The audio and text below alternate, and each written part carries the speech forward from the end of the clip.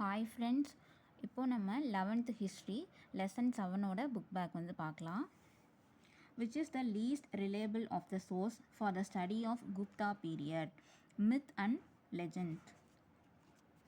Choose author கொடுத்துருக்காங்க, literary works கொடுத்துருக்காங்க. Dhanvantari, Ayurveda. Varaha Mihira, Brihat Samhita. Aryabhata, Surya Siddhanta.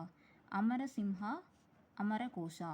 Option A 4312.